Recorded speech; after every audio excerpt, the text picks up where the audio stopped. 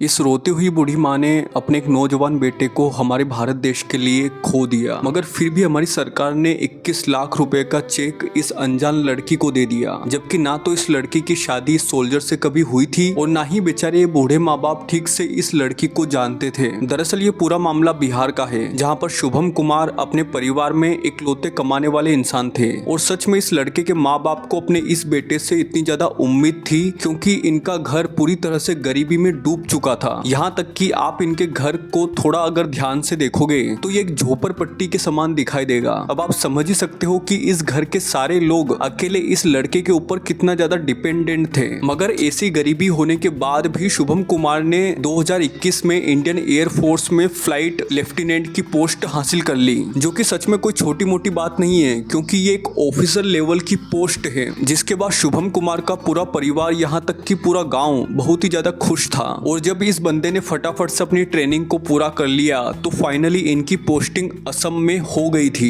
लेकिन दुर्भाग्य से 13 जून को जब शुभम कुमार अपने बाकी एयरफोर्स वाले साथियों को लेकर एक इंपॉर्टेंट मिशन पर इस एयरक्राफ्ट को लेकर निकले तो अचानक से लैंडिंग के टाइम पर इस विमान में कुछ तकनीकी गड़बड़ी हो गई और देखते ही देखते रनवे पर ही ये पूरा का पूरा एयरक्राफ्ट बुरी तरह से क्रैश हो गया, जिसमें टोटल सेना के 6 जवान शहीद हो गए, जिसमें से एक शुभम कुमार भी थे। और जब हमारे भारत देश में कोई भी सैनिक, चाहे वो आर्मी का हो, नेवी का हो या फिर एयर फोर्स का हो, अगर वो जवान ड्यूटी के दौरान शहीद हो जाता है तो हमारी सरकार उसके परिवार को लाखों रुपए में लमसम अमाउंट देती है, ताकि उस जवान के परिवार को किसी भी तरह की परेशानी को झेलना ना पड़े। और सेम चीज यहाँ पर इस विमान हादसे के बाद भी हुई थी। मतलब सरकार ने इन सारे वीर जवानों के परिवारों को 21 लाख रुपए देने की घोषणा करी थी। मगर बड़े ही दुर्भाग्य की बात है कि शुभम कुमार के माता पिता को कभी ये धनराशि मिल ही नहीं पाई, क्योंकि शुभम कुमार के शहीद होने के मात्र 5 दिन बाद ये लड़की वहां से 21 लाख रुपए का चेक लेकर भाग गई। अब असल में ये लड़की कोई और नहीं थी बल्कि शुभम की होने वाली वाइफ थी। मगर ध्यान रखना कि अभी इनकी ऑफिशियल शादी नहीं हुई थी, क्योंकि जब शुभम एयरफोर्स में भर्ती हुआ था तो उसे श्रेया नाम की इस लड़की से प्यार हो गया था।